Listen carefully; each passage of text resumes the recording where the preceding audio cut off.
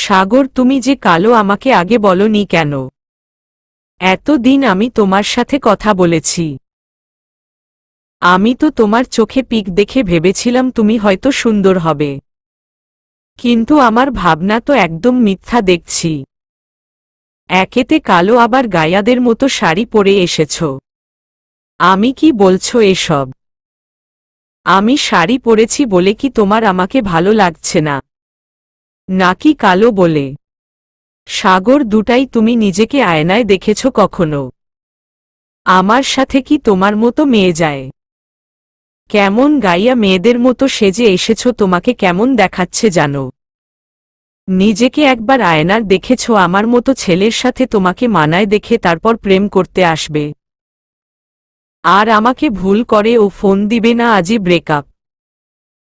আমি প্লিজ এমন করে বলো না আমি তোমাকে অনেক ভালোবাসি। তুমি তো বলেছিলে আমি যেমন তুমি আমাকে তেমনই ভালোবাসবে। এখন তাহলে এমন করে বলছো কেন? আমি কি কখনো তোমাকে বলছি আমি সুন্দর? সাগর, আমি আর কোনো কথা শুনতে চাই না। বাই। আমি সাগরে হাত ধরে, প্লিজ আমাকে ছেড়ে যেও না, আমি বাঁচতে পারবো।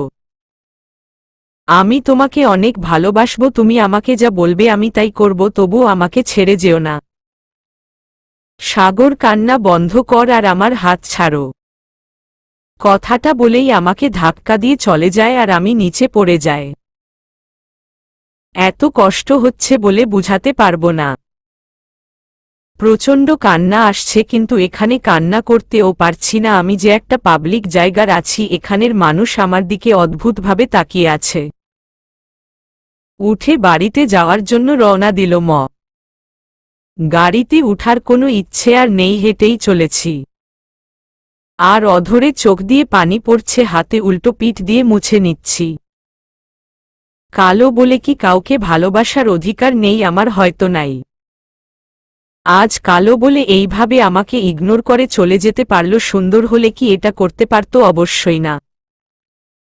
এই সমাজে সবসময় আমাদের কেই কেন অপমান অবজ্ঞা করে বলতে পারো? নিজের মা বোন ও তো আমাকে কালো বলে দূরে সরিয়ে রাখে, কখনো পরিচয় দেয় না, তাদের সম্মান চলে যাবে। একমাত্র আব্বু আমাকে ভালোবাসে। আর কেউ না। আজ যাকে এত ভালোবাসলাম সেও কালো বলে ফিরিয়ে দিল। কথাগুলো ভাবতে ভাবতে হেঁটে চলেছি, হঠাৎ মনে হলো কিছুর সাথে ধাক্কা খেলাম। আস্তে আস্তে আমার চোখগুলো বন্ধ হয়ে গেল। যখন চোখ খুললাম নিজেকে হাসপাতালের বেডে পেলাম। আমার সামনে একটা মেয়ে বসে আছে, দেখতে অনেক সুন্দর মনে হচ্ছে, পুতুল।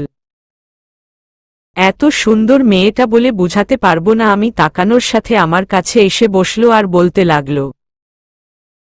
মেয়েটি উঠো না প্লিজ, তোমার শরীর ফুরবল। আমার অসাবধানতায় আজ তোমার এই অবস্থা। আমি অনেক অবাক হলাম মেয়েটির কথা শুনে, এত সুন্দর করে কথা বলে। সুন্দরদের আমি অহংকার দেখেছি, কিন্তু মেয়েটা অনেক ভালো করে কথা বলছে, আমার অনেক কেয়ারও নিচ্ছে। সত্যি অনেক ভালো। আপু আমি ঠিক আছি, আপনি এত ব্যস্ত হয়েন না। আমার দেখে চলা উচিত ছিল। মেয়েটি তবুও, আর এই বয়সে তোমার এত চিন্তা কিসের শুনি? ডাক্তার বলল তুমি অনেক চিন্তা করো। এত মিষ্টি একটা মেয়ের, তার নাকি অনেক টেনশন। আমি কি বলবো ভেবে পাচ্ছি না। এত ভালো মানুষ, এখন ও আছে কত সুন্দর মেয়েটা, অথচ একটু অহংকার তার মনে নেই। আমি নাকি মিষ্টি দেখতে, কথাটা ভেবে হেসে ফেললাম, কারণ এখন পর্যন্ত বাবা ছাড়া কেউ আমার সাথে এত ভালো করে কথা বলেনি। মেয়েটি, একি এত হাসছ কে, আর কি বা ভাবছ? ও হ্যাঁ, তোমার নামটাই তো শোনা হলো, বল বল তোমার নাম কি? আমার নাম জান্নাত। মেয়েটি, নাইস নেম তোমার, একদম তোমার মতো মিষ্টি। আমার নাম জানতে চাইবে না? ওকে আমি একাই বলছি, আমি কণা। এভাবে অনেকক্ষণ আপুটার সাথে কথা বলেছি। আমার সব কিছুই জেনে নিল, বাড়ি কিসে পড়ি সব। তার কথাও বলল অনার্স তৃতীয় বর্ষে পড়ে সে আর তারা ঢাকা থাকে, আর পরিবারের সবাই। তার নাকি ভাই আছে, তাকে আনতে এয়ারপোর্ট যাচ্ছিল, আমার জন্য তার যাওয়া হয় নাই, অনেক খারাপ লাগছে। আমাকে ছেড়ে যেতেই চেয়েছিল না আপুটা, আমি জোর করে তাকে পাঠিয়ে দিয়েছি। আমি তেমন ব্যথা পাইনি, তাই ডাক্তারকে বলে বাড়ি আসলাম। এক কুড়ি কথা শুনালো আম্মু, কি আব্বু জন্য তেমন কিছু বলতে পারে নাই। এক সপ্তাহ পর, এই কয়েকদিন কলেজে আসি নাই, সাগরের প্রতারণা মানতে সময় লেগেছে, কষ্ট হয়েছে, কিন্তু নিজেকে মানিয়ে নিয়েছি। তাকে ভুলে চেষ্টা করেছি। কলেজে স্যাররা জিজ্ঞেস করল এতদিন কেন আসি নাই, আমি অসুস্থতার কথা বলেছি। স্যাররা সবাই অনেক ভালোবাসে আমাকে, কারণে আমি যে সবসময় ফার্স্ট হয়, একটু তো ভালোবাসবেই, লেখাপড়া না পারলে হয়তো এরা ও আমাকে কালো বলেই ঘৃণা করত। ছুটির পর গাড়ির জন্য দাঁড়িয়ে আছি, একটা গাড়িও পাচ্ছি না। বৃষ্টি হয়েছে বিধায় জায়গায় জায়গায় পানি জমে আছে। আজ আর গাড়ি পাবো না মনে হয়, হেঁটে চলেছি, হঠাৎ একটা গাড়ি চলে গেল আর সব কাদা আমার শরীরের। এক দৌড় গাড়ি সামনে গিয়ে দাঁড়ালাম, ভেবেছে কি সবসময় আমার উপরেই সবকিছু করে, সবাই পার পেয়ে যাবে, আজকে একে ইচ্ছে মতো কথা শোনাবো। যেই দেখলাম গাড়িটা থেমেছে, অমনি জানলার কাছে গিয়ে বলতে লাগলাম, আমি এইভাবে কেউ গাড়ি চালায়? দেখুন তো কি করেছেন। আপনাদের গাড়ি আছে বলে কি আমাদের মানুষ বলে মনে করেন না? আমার কি আপনাদের জন্য শান্তিতে রাস্তা দিয়ে হাঁটতেও পারবো না? এবার কেউ গাড়ি চালায়, আমার পুরো জামাটাই নষ্ট করে ফেললেন। এখন আমি বাড়ি যাব কি করে? এত কথা বললাম, কিন্তু ওই পাশে থেকে কোনো কথা না শুনে তাকিয়ে দেখি একটা ছেলে, সাদা শার্ট, কালো প্যান্ট, চোখে সানগ্লাস, গায়ে রং একদম ফর্সা, ছেলেটা অনেক সুন্দর। কেমন অ্যাটিটিউড নিয়ে তাকিয়ে আছে, মনে হচ্ছে কিছুই করে নাই। আমি এত কথা শোনালাম, কিন্তু কোনো কথার জবাব না দিয়ে টাকা ধরল আমার সামনে। কত খারাপ লোক, কোথায় সরি বলবে তা না টাকা দিচ্ছে। ধনী লোকেরা কি মনে করে নিজেকে টাকা দিলই সব সমস্যা সমাধান? আমি মানে কি টাকা দিচ্ছেন কেন? একটা সরি কি বলা যায় না? আপনারা টাকা দিলই কি এখন আমার সমস্যা সমাধান হয়ে যাবে? আমি এই অবস্থায় বাড়ি যাব কি করে? ছেলেটি তো, আমি কি করব? তুমি যেভাবে খুশি সেইভাবে যাও। এই টাকার না হলে বলো, আরও দিচ্ছি। আর কি বললে? সরি। আমি আবির, তোমার মতো মেয়েকে সরি বলবো? অসম্ভব। আমি আমার মতো মেয়েকেই আপনি সরি বলেন না? আচ্ছা, বলতে হবে ও না। বলেই আমি গাড়িতে গিয়ে বসলাম। আবির, এই মেয়ে, তুমি গাড়িতে উঠছ কেন? আপনি আমাকে আমার বাড়িতে পৌঁছে দিবেন তাই? আবির, হোয়াট? আমি কি হলো? বাইরে দাঁড়িয়ে আছেন কেন? তাড়াতাড়ি করুন, আমার দেরি হয়ে যাচ্ছে। আবির, আমার গাড়িতে উঠে তুমি আমাকে অর্ডার করছো? আমি কি তোমার ড্রাইভার নাকি? নামো বলছি আমার গাড়ি থেকে, আমি কোথাও পৌঁছে দিতে পারবো না। আমি পারবেন না মানে? আপনাকে পারতেই হবে, নয়তো আমি রাস্তায় চেঁচামেচি করে লোক জড়ো করব, আর কি বলবো আপনি কল্পনাও করতে পারবেন না। আর জানেন তো, ছেলেদের কথার থেকে মেয়েদের কথা লোকে বেশি বিশ্বাস করে। আবির আর কোনো কথা বলেনি, কারণ সে জানে এখন লোক জড়ো হলে সবাই তাকেই দোষ দেবে। রাগী লোক নিয়ে একবার মেয়েটার দিকে তাকালাম। গাড়িতে উঠেই বসলাম, গাড়ি চলছে, হঠাৎ দেখলাম মেয়েটা সিট বেল্ট বাঁধেনি। আবির, এখন কি ব্যথা পেয়ে আমাকে জেলে পাঠানোর ইচ্ছে আছে নাকি? আমি তা ইচ্ছে থাকবে কেন? আমি অত খারাপ না, বুঝছেন? আমাকে পৌঁছে দিল, আর কিছুই বলবো না। আবির, তাহলে বেল বাঁধেননি কেন ম্যাডাম? নাকি এখন বলবেন আমি এটা বাঁধতেই জানেন না? কিন্তু জানেন আর না জানেন, আমি বেঁধে দিব না, আগেই বলছি। আমি বাঁধতে জানি না, তবুও তার কথা শুনে আর বললাম না।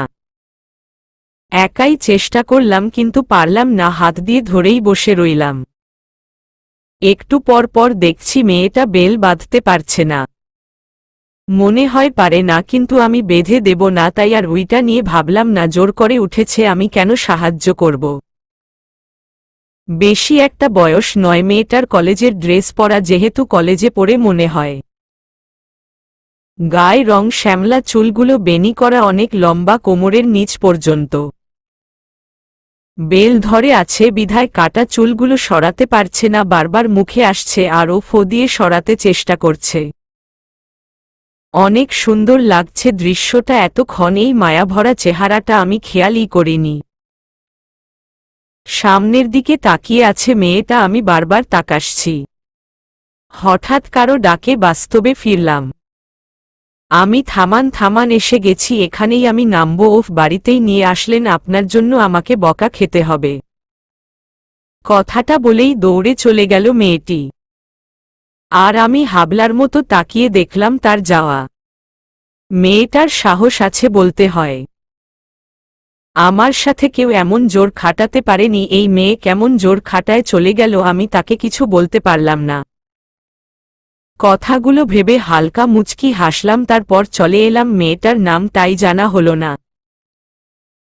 বাড়িতে রাতে আবির রুমে বসে আছে, হঠাৎ কণা এসে বসল ভাইয়ের কাছে। কণা, কি ভাবছিস আবার, আর টো করছিস দেখি? আবির, ভালো করে মনে করছি। কণা, কাকে এত ভেবছেন, আর তুই তো আপন কেউ ছাড়া কারো ছবি আঁকিস না। আবির, এত কথা বলিস না তো, আঁকতে দে, ভুল হয়ে যাবে। কণা কতগুলো কথা বলে চলে এলো রুমে থেকে। নিজের রুমে এসে জাহিদকে ফোন দিল। জাহিদ হচ্ছে কণার উডবি হাজবেন্ড, এদের লাভ ম্যারিজ, এখন অবশ্য ফ্যামিলি থেকেই ঠিকই হয়েছে, কিছু দিন পর বিয়ে। কয়েকবার ফোন দিল, রিসিভ হচ্ছে না, রাগ লাগছে। আগে তো সারাক্ষণ ফোন করে কথা বলতো, আর এখন ফোন তো দেয়ই না, আবার দিল ও রিসিভ করার টাইম পায় না। একটা মেসেজ করলাম। পরদিন কণা জাহিদকে সারপ্রাইজ দেওয়ার জন্য কলেজে গিয়ে হাজির হয়। গিয়ে দেখে জাহিদ খাতা দেখছে, আমি কথা নি বলে পাশে গিয়ে দাঁড়ালাম। একবার ও উপরের দিকে তাকাচ্ছে না, এত মনোযোগ। আমি ও বলতে লাগলাম, কণা স্যার, একটু দরকার ছিল। জাহিদ, হ্যাঁ বলো। নিচের দিকে চেয়েই, কণা, একটু বাইরে যেতে হবে। জাহিদ, যাও তো, এখানে এসেছ কেন? কণা, আপনাকে ও যেতে হবে।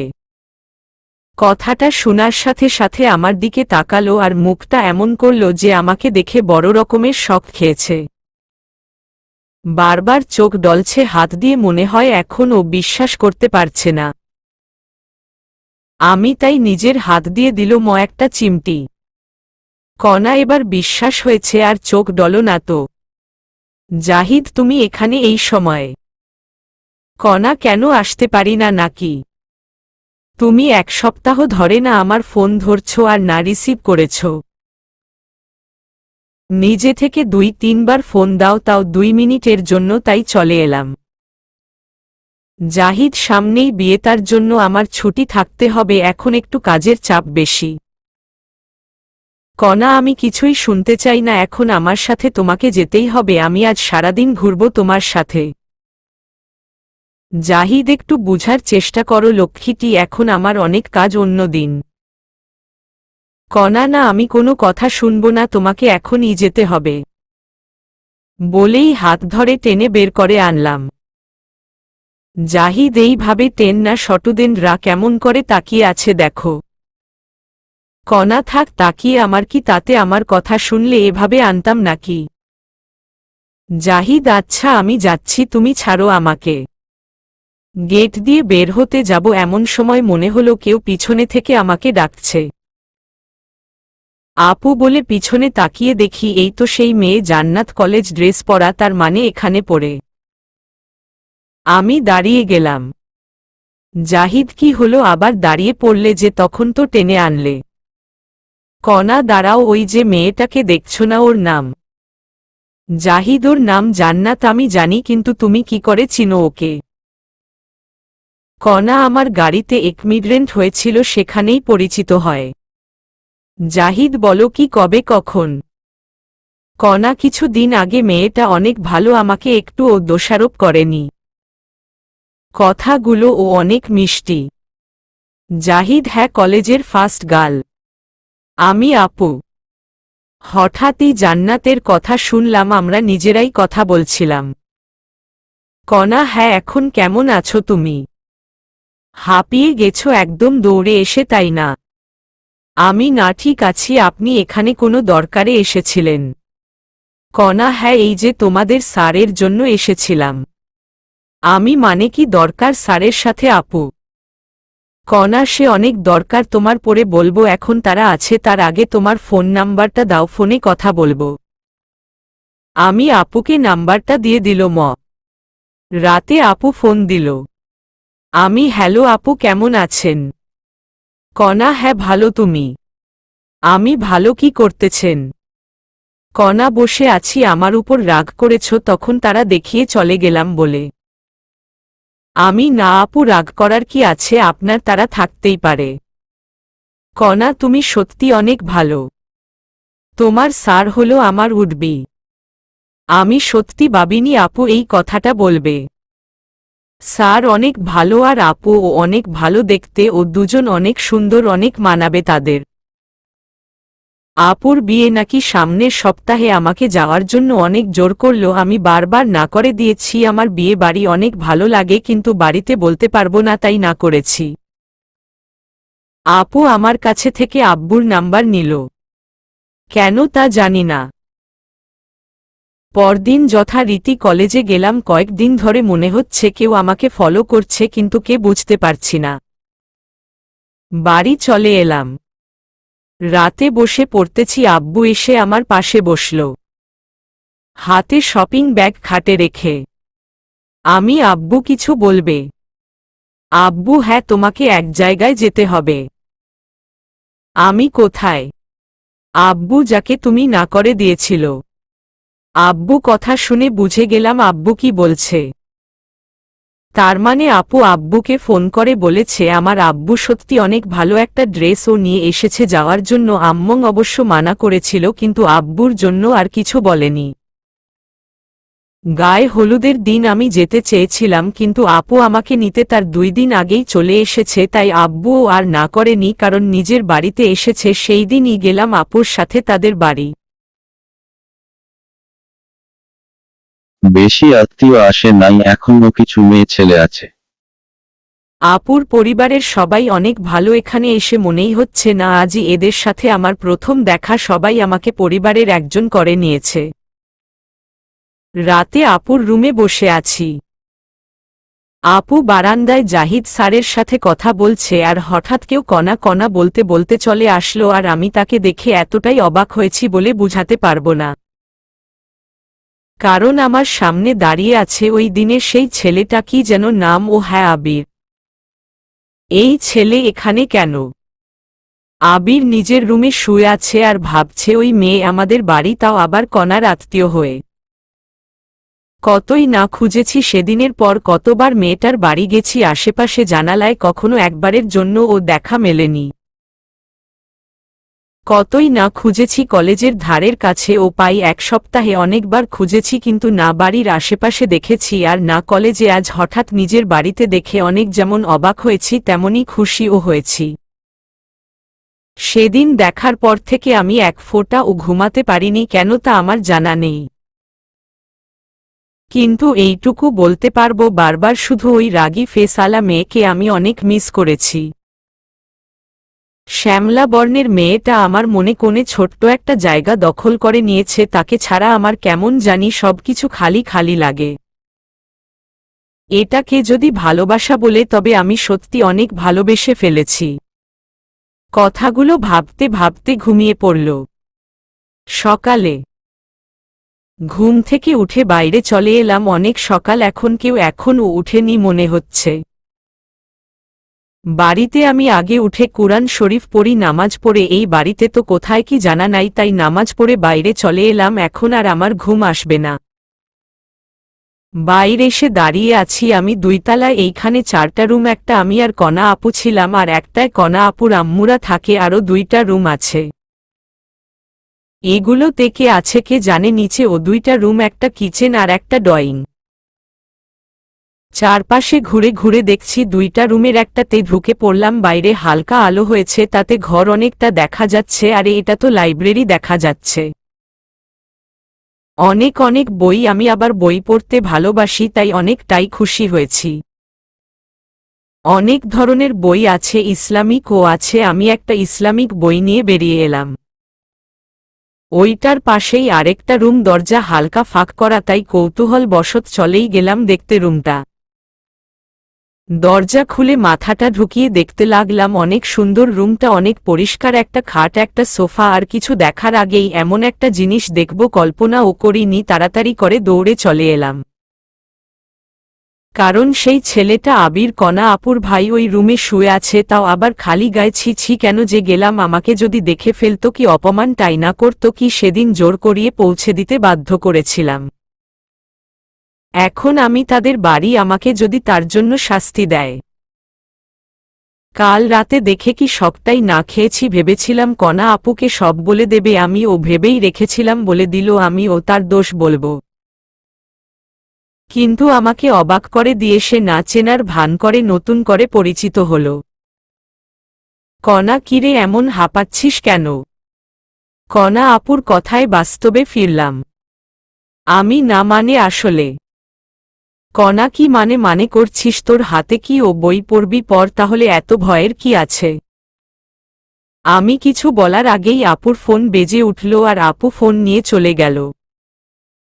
আমার রুমে ভালো লাগছে না, তাই ছাদে চলে গেলাম।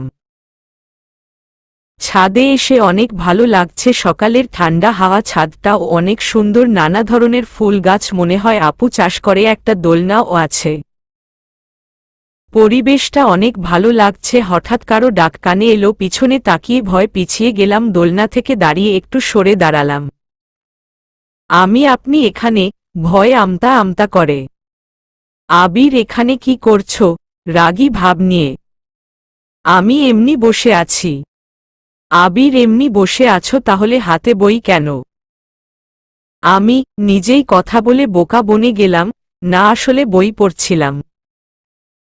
আর কিছু বলতে না দিয়ে দৌড় দিতে যাবে, তার আগেই আমার হাত ধরে ফেলল। আমি ভয়ে ভয়ে তার দিকে তাকালাম, কেমন করে যেন তাকিয়ে আছে আমার দিকে, আমি কিছুই বুঝতে পারছি না। আমি, হাত ছাড়ুন ভাইয়া। আবির, কি বললে তুমি? আমি কিছুই বুঝলাম না, এখন তো শান্ত হয়ে তাকিয়েছিল, হঠাৎ এত রাগীভাবে তাকানোর কারণটা বুঝতে পারলাম না। আবির, কি হলো, কথা বলছো না কেন? আমাকে ভাই বললে কেন? আমি তোমার কবে কার ভাই? আমি মানে আপনি তো ভাইই, কণা আপুর ভাই হিসেবে। আবির, না, আমি কারো ভাই না, আর কখনো যেন তোমার মুখে ভাই ডাক না শুনি। আমি অবাক হয়ে তাকিয়ে আছি, এই ছেলে কি পাগল নাকি? ভাই বলতে মানা করছে, দূর, কিছু বলবো না, বাজে ছেলে একটা। নিচে চলে আসলাম দৌড়ে, হাঁটরবিটটা এখনো লাফাচ্ছে, যখন আমার হাতটা ধরেছিল এতটা হাঁটরবিট লাফাছিল।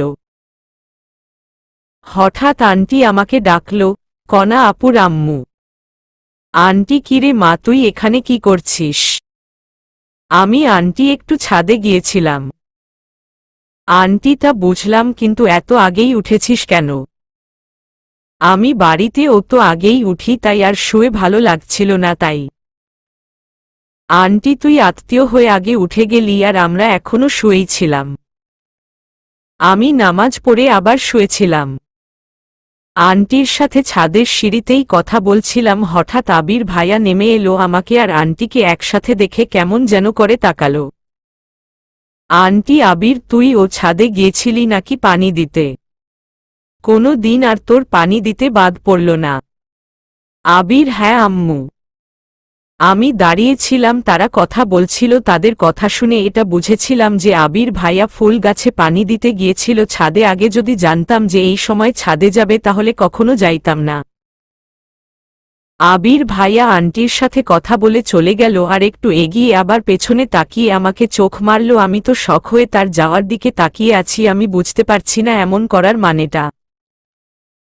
আন্টির কথায় বাস্তবে ফিরলাম, আন্টি রান্না করছে, আমি ও সাহায্য করছি। আমাকে অনেকবার বারণ করেছে, কিন্তু আমি জোর করেই সাহায্য করছি। খাবার টেবিলে আমি আর কণা আপু একপাশে, আর অন্য পাশে আবির ভাইয়া আর আঙ্কেল বসেছে। কিন্তু বারবার খাবার টেবিলে আবির ভাইয়া আমাকে ডিস্টার্ব করছে, তার পা দিয়ে আমার পায়ে সুরসুরি দিচ্ছে। না কাউকে বলতে পারছি আর না খেতে পারছি। আপু তো বলেই ফেলল, কণা কি জান্নাত, তুই খাচ্ছিস না কেন? আমি কই খাচ্ছি তো, আর খাবো না, আমার খাওয়া শেষ। কণা সবই তো রইছে, এখনই খাওয়া শেষ। আমি হ্যাঁ বলেই উঠে পড়লাম আর একবার রাগী চোখে তাকালাম আবির ভাইয়ার দিকে। রুমে বসে ভাবছি আবির ভাইয়া আমার সাথে এমন করছে কেন? সে কি আমাকে শাস্তি দেওয়ার এমন করছে? এতে পারে আমি ও এর প্রতিশোধ নেব। বিকেলে অনেক আত্মীয় আসলো, কারণ কালকেই আপুর গায়ে হলুদ। আপুর ফুফাতো ভাই বোনরা, আপুর দুই ফুফু, একজনের এক মেয়ের ও এক ছেলে। আবির ভাইয়ার সমবয়সী হবে ছেলেটা, আর মেয়েটা ও কণা আপুর মতো। আরেকজনের এক মেয়ে, নাম আশা, ছোট্ট মেয়ে, অনেক মিষ্টি আর কথাগুলো ও অনেক সুন্দর। কিন্তু ওই বড় মেয়েটা কেমন জানি অহংকারী মনে হলো, দেখতে অনেক সুন্দর অবশ্য। আর ছেলেটাও কেমন করে যেন তাকায়, ভালো লাগেনি একটু ও আমার। সবাই আসার পর সন্ধ্যায় দিকে সবাই বেরিয়ে যায় আমাকে অনেক বলে, কিন্তু আমি যাইনি। আমার প্রথমে যাওয়ার ইচ্ছে ছিল, কিন্তু দেখলাম কণা আপুকে ওই মেয়েটা, নাম মাইসা, বলছে। মাইসা, কণা, আমরা কে কে যাব? কণা, আমি, আবির, তুমি, রাফি, মাইসার ভাই, আর জান্নাত। মাইসা, এই জান্নাতটা আবার কে? ওই কালো গাইয়া মেয়েটা নাকি? কণা, এইগুলো কেমন কথা মাইসা, তুমি এইভাবে বলছো কেন? মাইসি, ঠিকই তো বলছি আমি। কণা, না, কালো বলে এভাবে বলার কি আছে? ওর চেহারাটা কত মিষ্টি, তুমি দেখেছ? শুধু একটু কালো। মাইসা, ও কণা, তুমি এমন করছো কেন? কালোকে কালো বলবো না তো কি বলবো? আর একটা কথা, ওই মেয়ে গেলে আমি যাব না। এই কথাগুলো শুনে যাওয়ার ইচ্ছেটাই মরে গেছে। রাতে শুয়ে আছি, আপু আসলো, সাথে অনেকগুলো শপিং ব্যাগ। আমাকে দুইটা দিয়ে বলল এগুলো আমার জন্য এনেছে। আমি নিতে চাইনি, জোর করে দিল। একটা শাড়ি আর একটা গোল্ড ড্রেস। পরদিন আজ আপুর গায়ে হলুদ, বাড়ি অনেক মানুষ, সবাই চলে এসেছে।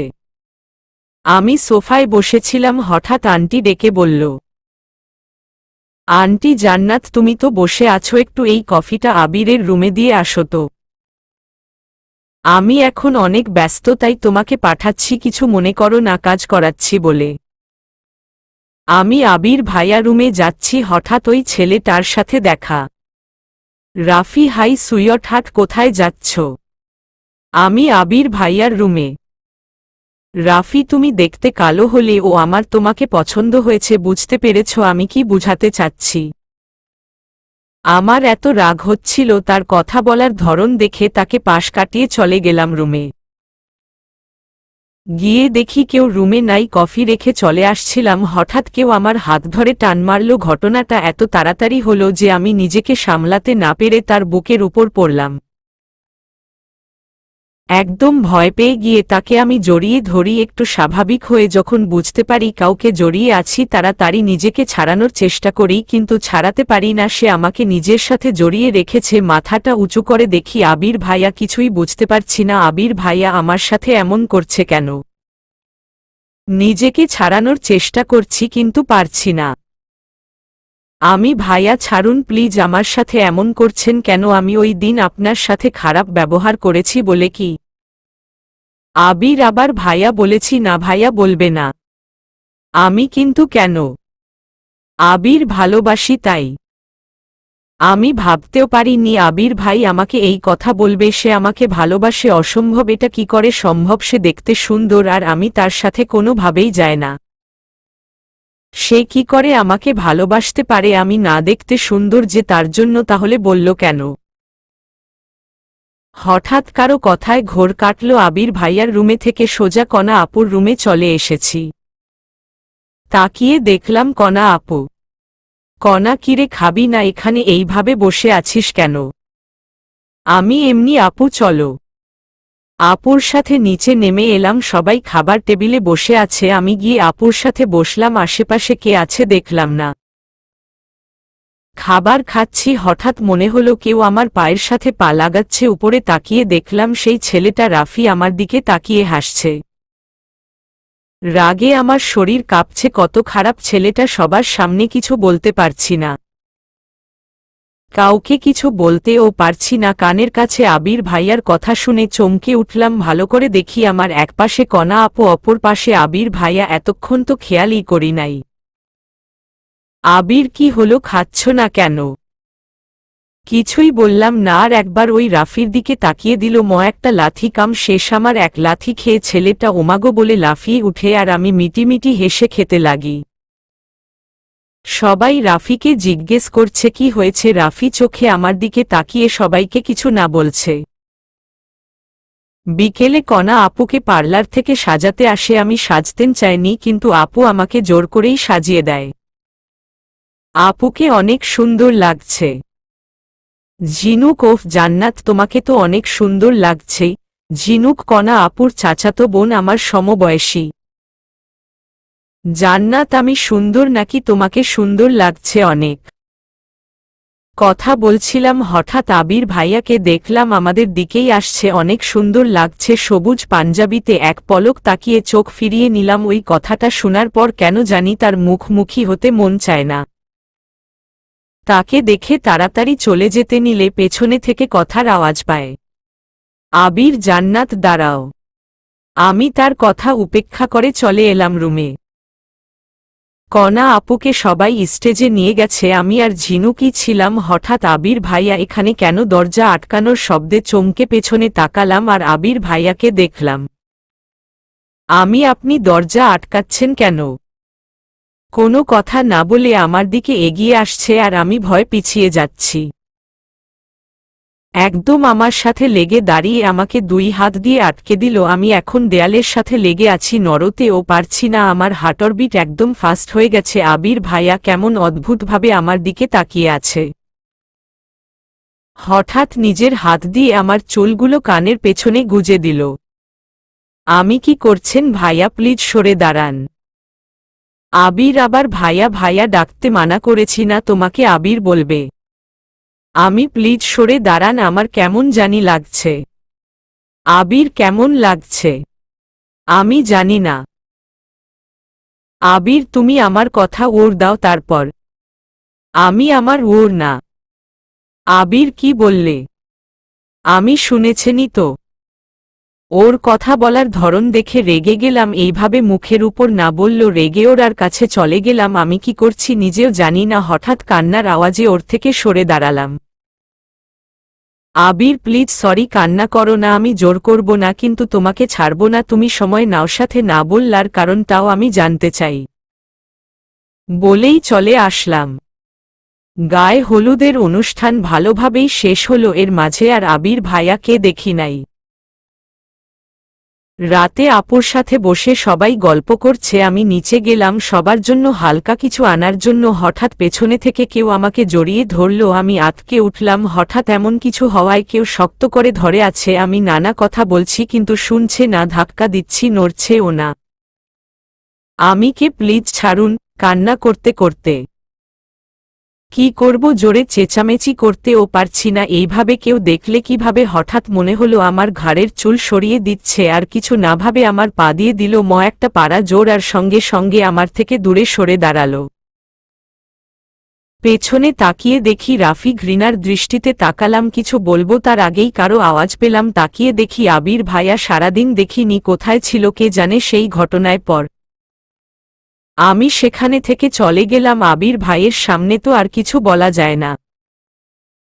পরদিন ভালোমতো বিয়ে সম্পূর্ণ হলো। আবির ভাইয়া আমার সাথে আর তেমন কথা বলেনি। আমি কেন জানি মিস করতে লাগলাম। কথা না বলায় একটা শূন্যতা অনুভব করলাম। আমি কি তাকে ভালোবেসে ফেললাম না? তা কি করে সম্ভব? কথা না বলুক আমার কি, আমি কেন মিস করতে যাব? কিন্তু যতই বলি মিস করি না, তবুও বারবার আমাকে দেখেও না দেখার ভান করে চলাটা অনেক কষ্ট হচ্ছিল। আপুকে নিয়ে গেছে বিয়ের পর। আমি আজই চলে যেতে চেয়েছিলাম, কিন্তু কণা আপুর আম্মু আমাকে বলেছে আর একদিন থাকার জন্য অনেক করে বলেছে, তাই থাকলাম। সাথে ভাবলাম একবার আবির ভাইয়ার সাথে কথা বলবো, কেন আমাকে ইগনোর করছে। রাতে কণা আপুর রুমে এসে দেখি মাইসা মেয়েটা শুয়ে আছে, আমাকে সে এমনিতেই দেখতে পারে না, তা আমি জানি এখানে তার সাথে আমাকে সে রাখবেও না, তাই আবার চলে এলাম কোনো রুমে যাব, সব রুম ফিলাফ, কাউকে বলতে ভালো লাগছে না, তাই ছাদে চলে গেলাম, ঠান্ডা বাতাস শীত করছো সাথে ভালো ও লাগছে। হঠাৎ দৌড়ে এসে রাফি আমার সামনে দাঁড়ালো আর অদ্ভুত হাসি দিল, আমি একটু ভয়ই পেয়েছি এত রাতে রাফিকে এখানে দেখে। আবার সাথে হাসিও, কিছু বুঝতে পারলাম না এমন হাসির কি আছে, তখন এর জন্য আসেনি তো, উঠে ছাদে থেকে নামতে যাব, কিন্তু একই ছাদের দরজায় তালা কেন, তার মানে রাফি তালা দিয়েছে, কি করতে চাইছে রাফি? কি সুইট হার্ট, এখন পালাবে কি করে?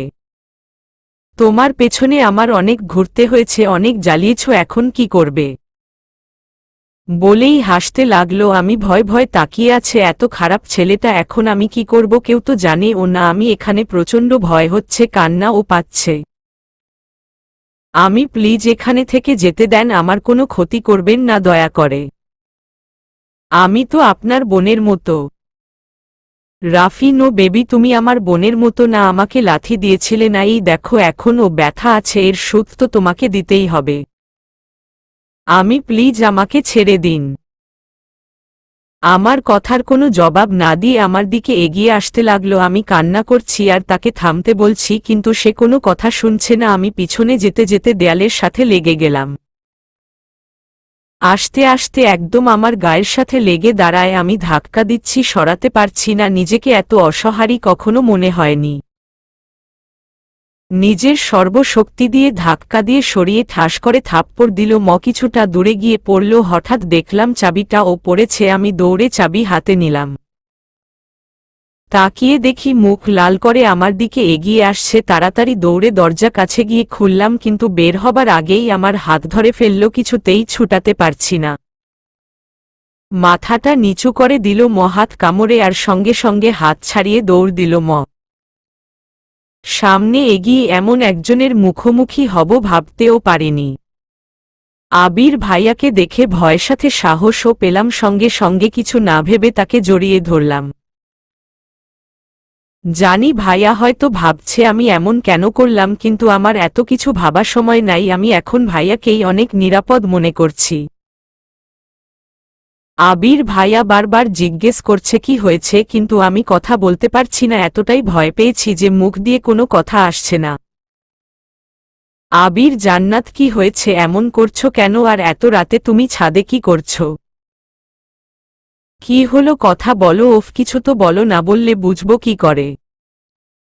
আমি রাফি। আবির, কি ভালো করে বলো। আমি কিছু বলার আগেই রাফির আওয়াজ পেলাম, সে এসেছে। আবির, রাফি, তুমি এখানে কেন এত রাতে? রাফি আমতা আমতা করে, এমন ঘুম আসছিল না, তাই ভাবলাম একটু ছাদে ঘুরে আসি, কিন্তু এসে দেখি জান্নাত বসে আছে, আমি একটু মজা করে ভয় দেখাতে চাইলাম, তাই লুকিয়ে শব্দ করলাম, আর দেখো কেমন ভয় পেয়ে চলে এসেছে। আবির, সিরিয়ালি জান্নাত, তুমি এত ভীতু এই সিম্পল কারণে ভয় পেয়েছ? বলেই হাসতে লাগলো, আর আমি তার থেকে নিজেকে সরিয়ে একবার রাফির দিকে ঘৃণার দৃষ্টিতে তাকিয়ে দেখলাম সেও হাসছে, এখন আমি কিছু বললে ও ভাইয়া বিশ্বাস করবে না, তাই আর কিছু বললাম না, চুপ করে রইলাম। রাফি চলে গেল হাসতে হাসতে, আমি চুপ করে আছি। আবির ভাইয়া হাসি থামিয়ে আমার চোখের পানি মুছে দিল। আবির, তুমি কি সত্যি এত ভয় পাও ভূতকে? আমি কিছু না বলে চলে যেতে নিলে পেছনে থেকে আমার হাত ধরে আটকায়। আবির, কি হলো বলো, তোমার সাথে আমার কথা আছে, কথা শেষ না হওয়া পর্যন্ত কোথাও যাবে না। তাও আমি চলে যেতে নিলে আমাকে জোর করে ছাদে নিয়ে আসে, তারপর জোর করে দোলনায় বসিয়ে দেয়, সাথে নিজেও বসে উঠতে চাইলে শক্ত করে ধরে।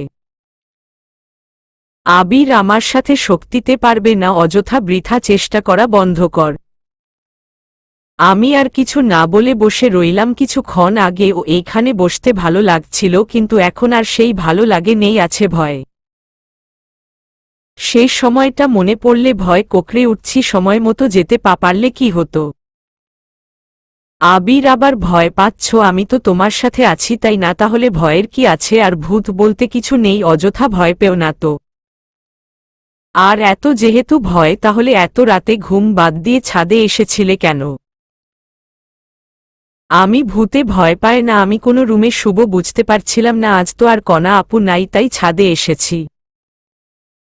আবির, কণা নাই তো কি হয়েছে? বাড়িতে কি আর কেউ নেই? কণার রুমে শুলেই তো পারতে, কাউকে না বললে আমাকে বলতে। আমি কণা আপুর রুমে তো মাইসা আপু শুয়েছে, তাই আর তাকে ডিস্টার্ব করিনি। আমি শুলে যদি তার প্রবলেম হয়। আর আপনি তো আমার সাথে কথাই বলেন না, 2 দিন ধরে কথা বলতে গেলে এড়িয়ে যান। আবির, আচ্ছা একটা কথা বলতো, তুমি আমাকে এই 2 দিন মিস করোনি? আমার সাথে কথা না বলে তোমার খারাপ লাগেনি? কি বলবো, আমি তো সত্যি অনেক মিস করেছি। কথা বলতে ইচ্ছে হয়েছে কিন্তু বলা যাবে না। বললে মাথায় চড়ে বসবে। আমি না আপনাকে মিস কেন করতে যাব? আবির, মেয়েরা এত মিথ্যা বলে কেন বলতো? আমি কি মিথ্যা বলল? আবির, কে আবার তুমি এখন বললে? আমি কি মিথ্যা বললাম? আবির, তুমি আমাকে মিস করেছ সেটা আমি জানি, কিন্তু তুমি স্বীকার করবে না।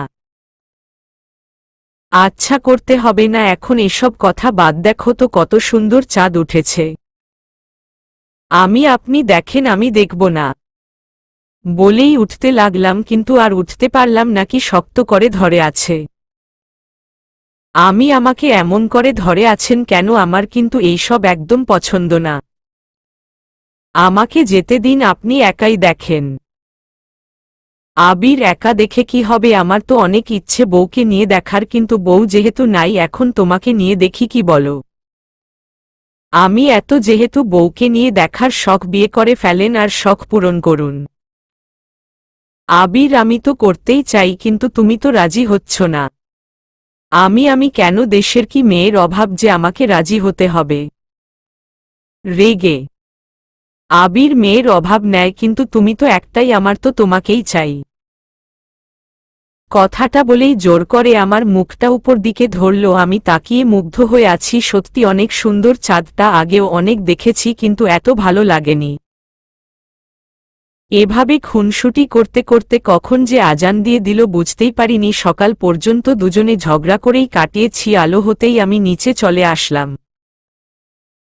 চোখ জগছে, সারা রাত ঘুমাতে পারিনি। হঠাৎ বাড়ি থেকে ফোন আসলো, আব্বু নাকি অ্যাক্সিডেন্ট হয়েছে। এমন একটা খবর পাবো সকালে ভাবতেও পারিনি। ফোন কানে নিয়ে কান্না করছি, সবকিছু গুছিয়ে নিচ্ছি। আমি আব্বুকে সবচেয়ে ভালোবাসি। আব্বু ও আমাকে, এখন আব্বুর কিছু হলে আমি কি করে বাঁচব? ফোনে আম্মু ও অনেক কান্না করেছে। হঠাৎ মামুনি এলো রুমে। মামুনি, কি রে, কাঁদছিস কেন? আর সব গুচ্ছিস কি? আজ কিন্তু যাওয়া হবে না, আজ কণা আসবে আর 2 দিন থাকতেই হবে। মামুনি, আমার এখনই বাড়ি যেতে হবে। মামুনি, কেন? আমি কিছু শুনতে চাই না, আজ যাওয়া হচ্ছে না। মামুনি, আমাকে এখনই যেতে হবে। কেঁদে কেঁদে, আব্বু অ্যাক্সিডেন্ট হয়েছে। সব শুনে মামুনি রাজি হয়ে গেছে, কিন্তু একা ছাড়বে না, আমার সাথে আবির ভাইয়াকেও পাঠিয়ে দিল। আমি আর না করি না এখন, শুধু আমার একটাই চিন্তা, তা হলো আব্বুকে নিয়ে। গাড়িতে পুরোটা সময় কান্না করেই এসেছি। আবির ভাইয়া বারবার কান্না করতে মানা করেছিল, কিন্তু আমি থামাতে পারিনি। আব্বুর জন্য এত খারাপ লাগছিল যে কথা বলাই ভুলে গেছিলাম। সারা রাস্তায় একটা কথাও বলিনি। হসপিটালে এসে আম্মুর সাথে বসে আছি, আর আবির ভাইয়া ঔষধ আনতে গেছে। আব্বুর অবস্থা খুব একটা খারাপ না, অ্যাক্সিডেন্ট হয়ে পায়ে বেশি ব্যথা পেয়েছে। আপু আর দুলাভাই হানিমুনে দেশের বাইরে গেছে, এখন আমি আর মাই আছি এখানে। অন্য সবাইকে খবর দেওয়া হয়েছে। হসপিটালে সারাটা সময় আবির ভাইয়া ছিল এখানে। আমি অনেকবার বলেছিলাম তাকে চলে যেতে, আজ কণা আপুরা আসবে, সবাই তাদের আনতে যাবে, সেও জানি চলে যায়, কিন্তু যায়নি। আবির ভাইয়া থাকাতে আমাদের হেল্প হয়েছে, আমরা একা এত কিছু করতে পারতাম না। রাতে আমি জোর করে তাকে বাড়ি পাঠিয়ে দেয়। ও বাড়ি আসি, এখন আব্বু একটু সুস্থ, আম্মু আছে আব্বুর সাথে। পরদিন আব্বুকে বাড়ি নিয়ে আসি। 3 দিন পর বিয়ে, আব্বুর অ্যাক্সিডেন্ট ইত্যাদি নিয়ে অনেক দিন কলেজে হয়নি। আজ কলেজ করে সব নোট নিয়ে যেতে হবে। নোট নিয়ে আমি আর তানহা বের হচ্ছি, হঠাৎ একটা গাড়ি উপর আমার চোখ আটকে গেল। এটা তো আবির ভাইয়ার গাড়ি, কিন্তু সে কই? কলেজ থেকে বের হয়ে আমি এদিকে ওদিকে খুঁজছি কিন্তু কোথাও নেই। তানহা, কিরে, কাকে খুঁজছিস? আমি কই, কাউকে না তো, গাড়ি খুঁজছিলাম। তানহা, ও আচ্ছা, এই আমার গাড়ি এসে পেরেছে বাই। আমি ও বাই বলে দিল। তানহার বাড়ি অন্যদিকে, ও চলে গেল। আমি ও ভাবলাম হয়তো অন্য কারো গাড়ি, একরকম গাড়ি তো অনেকেরই থাকে ভেবে গাড়ির সামনে থেকে যাব, অমনি কেউ বলে উঠল, আমাকে খুঁজছ? বলেই আবির ভাইয়া আমার সামনে এসে দাঁড়াল। আমার ভূত দেখার মতো চমকে উঠলাম, কারণ আমি ভেবেছিলাম অন্য কারো হবে, এখন তো সেই এসেই হাজির। আবির, কি হলো? কথা বলছো না যে? আচ্ছা, কথা বলতে হবে না, চলো গাড়িতে উঠো তো। আমি চলো মানে কোথায় যাব? আবির, বিয়ে করতে কাজী অফিসে। আমি কি? আবির, ওফ, তুমি এত কথা বলো কেন? বলো তো, চলো এখন অন্য জায়গায় যাব, বিয়ে না হয় পরেই করব। বলেই আমাকে গাড়িতে বসিয়ে দিল। নিজে ও গাড়িতে উঠে বসল। আবির, আঙ্কেল কেমন আছে? আমি আলহামদুলিল্লাহ ভালো। আবির, তুমি? আমি কিছু না বলে সামনে তাকিয়ে আছি। আবির, কি হলো বলো, আর নয়তো আমাকে জিজ্ঞেস করো। আমি বলবো ও না, আর জিজ্ঞেস করার কি আছে? ভালো না থাকলে তো আর এখানে আসতেন না। আবির, তুমি এত এমন কেন বলো তো? কথায় খালি রাগ, একটু মিষ্টি করে বলতে পারো না? আমি এত মিষ্টি করে বলতে পারবো না, যারা পারে তাদের কাছে যান, এখানে এসেছেন কেন? রেগে? আবির, আমা তো তাদের ভালোবাসি না, তাদের কাছে গিয়ে কি করব? আমি তো তোমাকে এই ভালোবাসা, তাই তোমার কাছে আসি। আমাকে এইরকম জোর করে কোথায় নিয়ে যাচ্ছেন? বাড়ির সবাই চিন্তা করছে তো। আবির, এই তো এসে পড়েছি, নামো এবার। বলেই নিজে বেরিয়ে পড়ল। আমার পাশে দরজা খুলে আমাকে ও বের করল। ভালো করে তাকিয়ে দেখি এটা একটা রেস্টুরেন্ট। আমি এখানে কেন আনছেন আমাকে? আবির, এখানে মানুষ কেন আসে? আমি খেতে। আবির, আমরা ও তার জন্যই এসেছি। আমি মানে কি খাওয়ার জন্য আপনি আমাকে এখানে নিয়ে এসেছেন? বাড়িতে গিয়ে খেতেন, আর এখানে খাবেন তো? আমাকে কেন আনলেন? আপনি একাই আসতো, আমি এখনই চলে যাব, হাত ছাড়ুন তো। আবির, চুপ। জোরে। তুমি এত কথা কেন বলো? চুপ থাক একটু। আমি হাত ছাড়ানোর চেষ্টা করছি কিন্তু পারছি না। জোর করে আমার হাত ধরে টেনে ভিতরে নিয়ে গেল আর একটা চেয়ারে বসিয়ে নিজে ও আমার পাশে বসে পড়ল। আমি রাগীভাবে তাকিয়ে আছি। আবির, কি হলো? এমন করে তাকিয়ে আছো কেন? এখন কিন্তু আমার তোমাকে দেখে ভয় করছে সাথে। বলেই আমার গালে কিস করে বসল। আমি কল্পনাও করিনি এমন কিছু করবে। অবাক হয়ে তাকিয়ে আছি, নড়াচড়া কর শক্তিও হারিয়ে ফেলেছি। আবির, কি হলো? এভাবে তাকিয়ে আছো কেন? আজ কি আমাকে বেশি সুন্দর লাগছে নাকি যে চোখ সরাতে পারছো না? এটা কি করলেন? আবির, কি করলাম? না জানার ভান করে। আপনি এত খারাপ কেন বলুন তো? আবির, ভালো না তাই। ওফ, সরে বসুন তো, এত চিপকে কেন বসেছেন? আবির, কি আমি চিপকে বসেছি? এটাকে চিপকে বসা বলে? বলেই আরও গেসে বসল আর বলল, এটাকে বলে বুঝছ? আমি বুঝেছি, এবার দয়া করে সরে বসুন। আবির, কি খাবে বলো? আমার কিন্তু অনেক খিদে পেয়েছে। আপনার খিদে পেয়েছে, আপনি খান, আমার খিদে পায়নি। আবির, ওকে। খাবারের মেনু দিল, আমাকে একবার জিজ্ঞেসও করল না, একাই অর্ডার দিল। অসভ্য লোক একটা। আমার ও তো খিদে পেয়েছে নাকি? একটু পর একটা খাবারের প্লেট দিয়ে গেল। আমি আরও কষ্ট রাগে তাকিয়ে আছি। একবার না করেছি বলে আর বলবে না। বিরিয়ানি অর্ডার করেছে। আমার বিরিয়ানি অনেক পছন্দ, আমাকে না দিয়ে একাই খাচ্ছে। কি খারাপ? আমি আর কিছু না ভেবে বলেই ফেললাম, আমার খিদে পেয়েছে। আবির, বলো কি? কেবল না বললে তোমার খিদে পায়নি? আমি তো রেগে বলেছি, তাই বলে আপনি আর জোর করবেন না। আবির, কেন জোর করব? খিদে না পেলে আর জোর করে কি হবে? আমি না করবেন, এখন আমি খাবো। বলেই প্লেট আবির ভাইয়ার সামনে থেকে নিয়ে খাওয়া শুরু করলাম। রাতে রুমে বসে পড়ছি, হঠাৎ ফোনটা টুন করে বেজে উঠল। হঠাৎ ফোনটা বাজাতে রাগ হলো, কারণ পড়ার সময় কেউ ডিস্টার্ব করলে রাগ উঠে। তাই ধরলাম না, আবার বেজে উঠল। এবার দেখলাম কে, ফোন হাতে নিয়ে দেখলাম অচেনা নাম্বার, তাই আর ধরলাম না, রেখে দিল। চেনা কেউ হলে রিসিভ করি, নয়তো আর রিসিভ করি না। কিন্তু বারবার বেজেই চলেছে, তাই বিরক্ত হয়ে রিসিভ করলাম। হ্যালো, আসসালামু আলাইকুম। কে বারবার ফোন দিয়ে ডিস্টার্ব করছেন কেন, যেহেতু রিসিভ করছি না? আর একবার ফোন করলে আপনার খবর আছে ভাই। এই দাঁড়াও দাঁড়াও, ফোন রেখো না। কণ্ঠটা কেমন জানি চেনা চেনা লাগছে। আবির ভাইয়া, সে আমার নাম্বার কই পেল? আপনি আমার নাম্বার কই পেলেন? ওফ, তাও ফোন কাটনি, এতবার ফোন দিয়েছি, রিসিভ করছিলে না কেন? আপনি আমার নাম্বার কই পাইলেন? আর আমার মন চাইনি, তাই রিসিভ করিনি। তুমিও না, যাকে ভালোবাসি তার নাম্বার পাওয়াটা কি খুব কঠিন কাজ? ভালো, তা ফোন করেছেন কেন? প্রেম করার জন্য? কি? হ্যাঁ, আর কখনো ফোন রিসিভ করতে দেরি করবে না, বুঝতে পারছো? এখন কি করছো?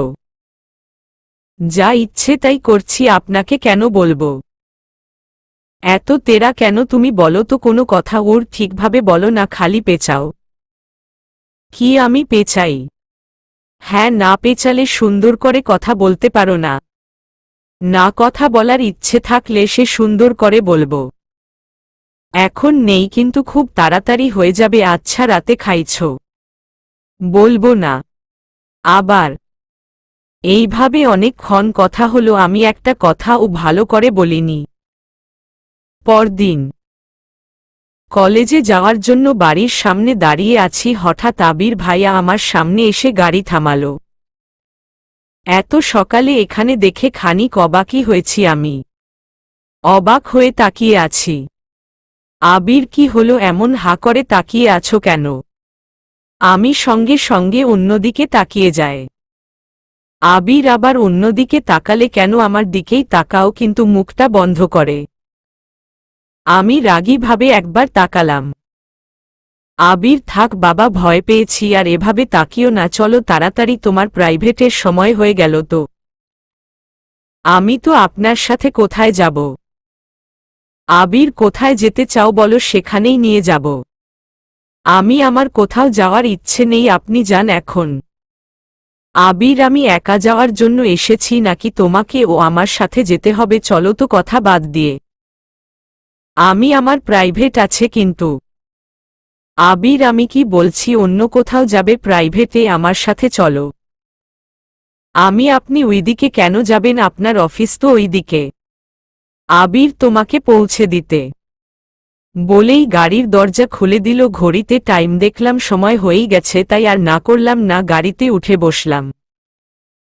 কলেজের সামনে নামিয়ে দিয়ে চলে গেছে আবির ভাইয়া। আর বলে যায় ছুটির পর সে এসে আমাকে পৌঁছে দিবে।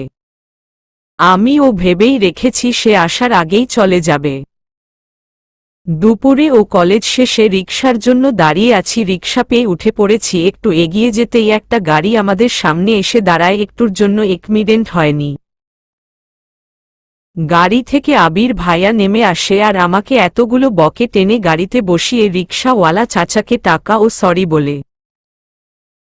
রাগে ফর্সা মুখ লাল হয়ে আছে। আমি ভয় ভয় একবার তার দিকে তাকালাম, দেখলাম অন্যদিকে তাকিয়ে আছে, মনে হয়ে রাগ কমাচ্ছে। আপনি এমন না করলে ও পারতেন, আমি একাই বাড়ি যেতে পারি। আবির, প্লিজ কিছু বলো না, আমার বেশি রাগ নেই, কিন্তু রাগ হলে খুব খারাপ, আমার নিজকে শান্ত হতে দাও। আমি আর কিছু বললাম না। সত্যি বলতে এত দিন ধরে দেখছি, এখন অবধি এত রোগতে দেখিনি। আজ সামান্য একটা বিষয়ে এত রাগের কি আছে বুঝলাম না, তাই চুপ করেই রইলাম। আমি সামনে সামনে যতই রাগ ইগনোর করা না কেন, মনের এক কোণে আবির ভাইয়ার জন্য একটা জায়গা তৈরি হয়ে গেছে, সেটা প্রকাশ করতে চাই না, তাই এমন করি যাতে আগের বারের মতো কষ্ট পেতে না হয়। রাগ কমিয়ে আমার দিকে তাকালো। আমি তো সেই কখন থেকেই তাকিয়ে আছি। হঠাৎ আমাকে জড়িয়ে ধরল আর বলতে লাগল, আমি তোমাকে অনেক ভালোবাসি জান্নাত, প্লিজ তুমি অন্য কাউকে নিজের লাইফে এনো না, আমি সত্যি তাহলে বাঁচতে পারবো না। তোমার জীবনে কি অন্য কেউ আছে যার জন্য তুমি আমাকে মেনে নিচ্ছ না? আমি কিছুই বুঝতে পারছি তার কথা, অন্য কেউ আছে মানে কি? তাহলে কি এর জন্য এমন ব্যবহার করেছে? আপনার কি হয়েছে? কে আছে আমার জীবনে? আমি কিছু বুঝতে পারছি না। তুমি কি সাগর ছেলেটা ভালোবাসো? আবির ভাইয়ার মুখে সাগরের নাম শুনে অবাকের চরম সীমায় পৌঁছে গেলাম। সে জানল কি করে সাগরের কথা? তাহলে কি সাগর আবির ভাইয়াকে বলেছি? কি বলেছে? হ্যাঁ, একটা সময় তাকে ভালোবাসতা কিন্তু সে আমাকে ফিরিয়ে দিয়েছিল, এখন আবার কেন? আবির কি হলো বলো, তুমি কি সাগর নামের কাউকে চিনো? আমি চিনি। আবির, তার মানে সত্যি তুমি তার জন্য আমাকে মেনে নিচ্ছ না? ও তাহলে ঠিকই বলেছে, তুমি ওকে ভালোবাসো। আপনি তাকে কি করে চিনেন? আবির, আগে আমার কথার উড় দাও। আমি একসময় তাকে আমি ভালোবেসেছিলাম, কিন্তু সে আমাকে অপমান করে বলেছিল আমার মতো কালো মেয়ে তার সাথে মানাবে না, নানা কথা বলছিল, তাই আমি আর কাউকে বিশ্বাস করতে পারিনি, এমনকি আপনাকে ও না। যদি আপনি ও আমাকে এই বলে কষ্ট দেন, এক কষ্ট বারবার পেতে চাই না। কথাগুলো বলছিলাম আর চোখ দিয়ে অজরে পানি পড়ছিল, কারণ আমি মুখে না বললে ও আবির ভাইয়াকে ভালোবেসেছি, সে যে আমাকে ভুল বুঝবে ভাবিনি। আবির ভাইয়া আমার চোখের পানি মুছে দিয়ে গাড়ি চলাতে লাগলো আর কোনো কথা বলেনি সারা রাস্তা। আমি সারা রাস্তা তার দিকে তাকিয়ে এসেছি, কিন্তু সে একবার ও আমার দিকে তাকায়নি। বাড়ির সামনে গাড়ি থামালো, কিন্তু আমার দিকে তাকালো। আমি কিছুটা কষ্ট পেলাম এমন ব্যবহারে। বাই বললাম, কিন্তু কিছু বলল না। আমি নানা মাই গাড়ি চলে গেল। বাড়িতে এসে ভাবতে লাগলাম হঠাৎ কি হলো, কথা বলল না কেন? নানা চিন্তা মাথায় আসছে, কিন্তু সঠিকভাবে কিছু বুঝছি না। রাতে শুয়ে আছি, পড়তে ও ভালো লাগছে না, তাই শুয়ে আছি। আর কি করে সাগরের কথা জানল কিন্তু মাথায় আসছে না। একবার ফেসবুকে লগ ইন করতে গেলাম, একই আইডি সেট হচ্ছে না কেন? কেউ কি হ্যাক করেছে? আবির ভাইয়া নয়তো? এই আইডিতেই তো সাগরের সাথে সমস্ত মেসেজ ছিল। অনেক চেষ্টা করেও ঢুকতে পারলাম না।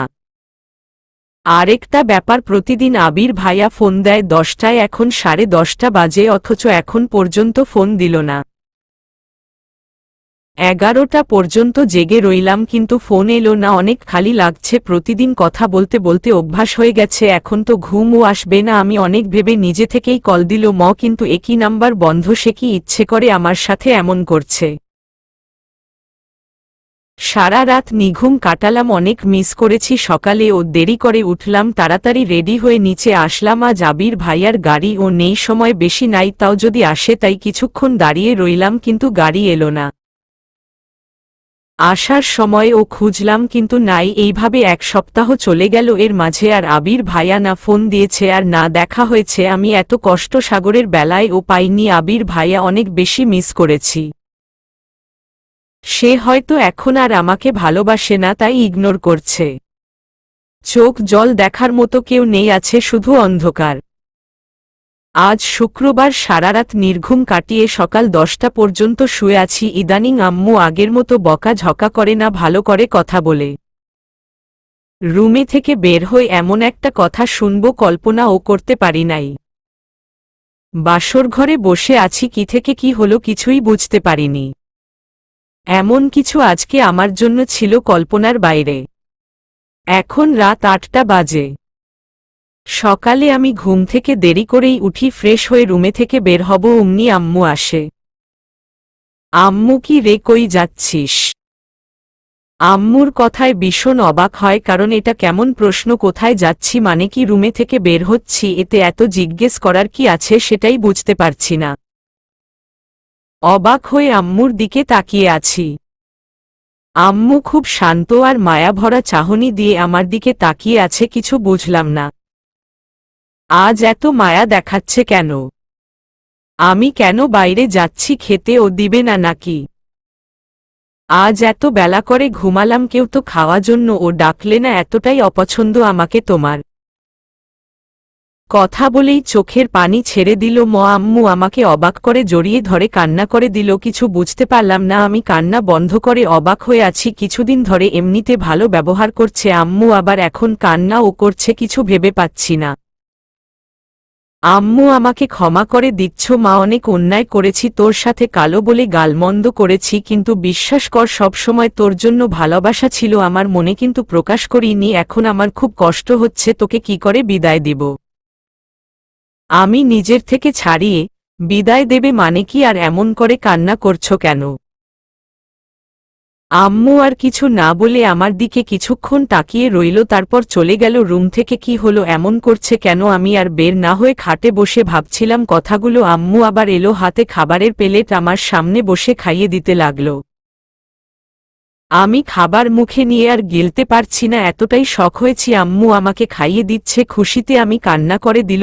সারা জীবন চেয়েছি আম্মু আমায় এইভাবে খাইয়ে দিই, কাজ তাই ঘটছে। আম্মু তুমি আমাকে খাইয়ে দিচ্ছ। আম্মু আমি আমার মেয়েকে খাওয়াচ্ছি, যাকে আমি অনেক ভালোবাসি। আম্মু আমি আজ অনেক খুশি। আম্মু পাগলি মেয়ে আমার, খা তাড়াতাড়ি। আম্মু আমাকে খাইয়ে দিয়ে চলে গেল আর বলে গেল আমি যেন রুমে থেকে না বের হয়। অনেক করে বলায় রাজি হলাম, কিন্তু ঘরে বসে কে থাকবো বুঝতাছি না। রুমে বসে কি করব, আবির ভাইয়াকে ফোন দিল। এখন ফোন খোলা, আমি তো অনেক আনন্দ লাগছে, কিন্তু সঙ্গে সঙ্গে মনটা খারাপ হয়ে গেল, সে আমার ফোন কেটে দিচ্ছে। আমি তাও কয়েকবার দিল, প্রতিবারই কেটে দিচ্ছে। ফোন রাখবো এমন সময় ফোনে মেসেজ আসলো, আর লেখা দেখে আমার এত কষ্ট হচ্ছে বলে বুঝাতে পারবো না। মেসেজ এসেছে, এত ফোন দিচ্ছ কেন, দেখছো না ফোন রিসিভ করছি না, তার মানে আমি বিজি আছি। অনেক কষ্ট পেলাম, এমন অপমান করাই। সেই তো আগে এসেছিল আমার সাথে কথা বলতে, আমি কি গিয়েছিলাম সিউর সুন্দর কোনো মেয়ে পেয়েছে, তাই তো এখন আর আমার পেছনে আসে না। তাকে আমি অন্যরকম ভেবেছিলাম, সে ও সব ছেলেদের মতো আমার সাথে প্রতারণা করল। হঠাৎ ঘাড়ে কারো হাত দেওয়ায় নিজেকে সামলে পেছনে তাকালাম, একি আপু এখানে কেন। আমার আপু মিলা, সে তো সহজে আসে না, আর আসলে আমার কাছে আসে না। মিলা কি হলো, এমন করে তাকিয়ে আছিস কেন, আর এভাবে বসে আছিস কেন, চল তোকে কিছু ফেসিয়াল করে দেয়, কেমন দেখা যাচ্ছে, একটু তো রূপচর্চা করতে পারিস, আজকে এমন কালো দেখা গেলে কি হয়। আমি আজকের দিনে মানে আজকে আবার কি, অবাক হয়ে। মিলা এমনভাবে বলছিস, মনে হয় কিছুই জানিস না। আমি সত্যি কিছু জানি না আপু, তুমি এখন এ বাড়িতে, আবার আম্মু আমাকে ঘরে থেকে বের হতে না করল কেন। আপু যা বলল তা শোনার মতো পরিস্থিতিতেই ছিলাম না, আমার বিয়েটাও নাকি 2 দিন আগে ঠিক হয়েছে। কিন্তু আমি তো কিছুই জানি না, আমাকে না জানিয়ে এত বড় সিদ্ধান্ত নিয়ে নিল। সবাই কষ্ট, আমার মরে যেতে ইচ্ছে করছে। এখন আমি আবির ভাইয়া ভালোবাসি, আর আমার বিয়ে ঠিক হয়ে গেল, আবির ভাইয়াকেই বা বলবো কি করে, সে তো আমার সাথে কথায় বলে না। আম্মু এই জন্য এত ভালো ব্যবহার করেছে, আর আমি কি না কি ভেবেছি, কিন্তু আব্বু তো আমাকে জানাতে পারত, কেউ আমার কাছে একবার জানতেও চাইল না আমি রাজি কিনা। এই কষ্ট সহ্য করার জন্যই কি আমি বেঁচে আছি এখন। ও প্রথম একজন ধোঁকা দিল, আর এখন যাকে ভালোবাসলাম সেও। বিকেলে আপু আমার সাজানো দিল কারো সাথে, আর কোনো কথা বলিনি, আমার কেউ নেই, এরা আমাকে কোনো দিন ভালোবাসেনি, আর আজ তাই এমন করতে পারলো, সাজিয়ে দিয়েছে, এতে আমার কোনো রিয়াকশন নেই। সবাই কথা বলছে, কিছু আত্মীয় আসছে, আমি চুপ করে আছি, না হাসছি না কাঁদছি, এখন একটা পুতুল। আমি বিয়ে না করলে সবার সম্মান চলে যাবে, আমি কি করে এটা করতে পারি, তাই বিয়ে আমাকে করতেই হবে। বিয়ে পড়ানোর সময় একবার ও মাথা উঁচু করিনি, সবাই বলেছে বড়কে দেখতে অনেক সুন্দর বলে সবাই বলাবলি করছে, কিন্তু আমার তাকে দেখার বিন্দু মায় ইচ্ছে নেয়। এই মনে আমি অন্য কাউকে বসিয়ে রেখেছি, সেখানে একে কি করে বসাবো, চোখ দিয়ে পানি পড়তেই আছে, কিছুতে থামাতে পারছি না।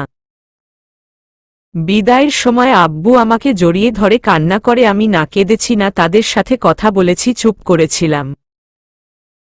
দরজা খোলার শব্দে বাস্তবে ফিরলাম। পিছনে তাকিয়ে এমন কাউকে দেখব কল্পনাও করিনি। চুপ মেরে বসে আছি খাটে, কি হলো কিছুই বুঝতে পারলাম না। আমার কি খুশি হওয়া উচিত নাকি রাগ করা, কিছু বুঝে উঠছি না। কিছুক্ষণ আগে আমি পিছনে তাকিয়ে দেখি আবির ভাইয়া, তাকে দেখে তো আমি অবাকের চরম সীমায় পৌঁছে গেলাম। সে এখানে এল কিভাবে? অবাক হয়ে তাকিয়ে আছি। আবির, কি হলো? এমন করে তাকিয়ে আছো কেন? আপনি এখানে কেন? আবির, মানে এখানে থাকবো না তো কোথায় থাকব? আমি কি জানি? যেখানে খুশি সেখানে থাকেন, এটা আমার শ্বশুর বাড়ি। এখানে কেন? আর বিয়ের ড্রেস পরে আছেন কেন? আবির, বিয়ে করব ড্রেস ছাড়া। মানে আপনি বিয়ে করেছেন? এর জন্যই তো আমার সাথে যোগাযোগ বন্ধ করে দিয়েছেন, তাই না? এখন আর আমাকে ভালো লাগে না। তখন তো খুব বলতেন আমাকে ছাড়া নাকি আর কাউকে বিয়ে করবেন না, এখন তো ঠিকই করলেন। তা বউকে ছেড়ে এখানে কেন? আবির, এত কথা বলতে পারো? চুপ করো তো। আর কি যেন বললে? বউকে ছাড়া এখানে? তোমাকে কে বলেছে আমি বউ ছাড়া এখানে? আমি কি তাকে ছাড়া থাকতে পারি? ভালো থাকেন তাকে নিয়ে এই বাড়িতে, কেন আপনার বাড়ি নিয়ে যান। অনেক সুন্দর নিশ্চয়ই আপনার বউ। কই দেখি কোথায় সে? আবির, আমি তো আমার বাড়িতেই আছি, আর কোথায় যাব? বাড়িতে আছেন মানে? আবির, হুম, ঠিকই তো। আর বউ তো আমার সামনে দাঁড়িয়ে আছে। মানে? আবির, মানে আপনি আমার বউ, আর বাড়িটাও আমার। বর্তমান এমন কিছু আমার জন্য অপেক্ষা করছিল আমি সত্যি ভাবিনি। রাগ হয়েছে, কিন্তু মন থেকে খুশিও হয়েছি। আমি সত্যি অনেক মিস করেছি এই কয়দিন, কিন্তু যোগাযোগ করতে পারিনি। আর এই বাড়িটা নতুন, তাই চিনতে পারিনি। কণা আপু হানিমুনে গেছে, আর মামুনিরা কেউ নাই এখানে, সবাই ওই বাড়ি। আমরা আর আবির ভাইয়ার ফ্রেন্ডরা এখানে। সাগরের কথা জিজ্ঞেস করলে বলল সাগরে নাকি তার ফ্রেন্ড অনেক আগের। সাগর বিয়েও করেছে, তাও রিলেশন করে। আবির, সেইভাবেই বসে আছো কেন? যাও ফ্রেশ হয়ে আসো। আমি একবার তাকিয়ে ফ্রেশ হতে গেলাম। আসার সাথে সাথে হঠাৎ কেউ আমার চোখ বেঁধে দিল। আমি কে বলছি? আবির ভাইয়ার কণ্ঠ শুনে বুঝলাম এ আর কেউ না। চুপ হয়ে গেলাম। আবির ভাইয়া আমাকে কোথাও নিয়ে গেল, কিন্তু কোথায় বুঝতে পারছি না। চোখ খোলার সাথে দেখলাম আমি ছাদে দাঁড়িয়ে আছে, আর আমার সামনে একটা খাট পুরো ফুল দিয়ে সাজানো, অনেক সুন্দর করে। হঠাৎ আবির ভাইয়া আমার সামনে হাঁটু বাজ করে বসে পড়ল। আবির, আজকে এই দিনে প্রপোজ করব বলে এত দিন করেনি। সবাই বিয়ের আগে যেটা করে, আমি বিয়ে পরে সেটা করতে চাই। সবাই কি ভাবে বলে জানি না, আমি আমার মতো করে বলছি আমি তোমাকে অনেক ভালোবাসি, সারা জীবনে তোমার পাশে থাকতে চাই। সুখ দুঃখ দুজন ভাগ করে নিবে কি আমার সাথে? তোমার হাত ধরে হাঁটতে চাই অনেকটা পথ। তোমার কষ্টগুলো দূর করতে চাই। তুমি কি আমার হবে? কথাগুলো বলে একটা আংটি বের করে ধরল। সত্যি আমি আজ অনেক খুশি। এত খুশি কখনো হয়েছি কিনা জানি না। আবির ভাইয়াকে স্বামী হিসেবে পেয়ে নিজেকে ধন্য মনে হচ্ছে। চোখ দিয়ে খুশি পানি পড়ছে। এ পানি কষ্টের না, অতি আনন্দের। আমার দিকে আশা নিয়ে তাকিয়ে আছে। আমি নিজের হাতটা বাড়িয়ে দিল। মশে যে খুশি হয়েছে তার চোখ দেখেই বোঝা যাচ্ছে। আমার হাতে আংটি পরিয়ে দিয়ে একটা কিস করল। নিজকে সবসময় অভাগী মনে হতো, কেউ আমায় ভালোবাসে না, সবাই অবজ্ঞা করত। আজ নিজেকে অনেক সুখী একজন মানুষ মনে হচ্ছে। আবির ভাইয়া সত্যি আমাকে অনেক ভালোবাসে। আবির ভাইয়া দাঁড়ানোর সাথে সাথে তাকে জড়িয়ে ধরে কান্না করে দিল। সমাপ্তি।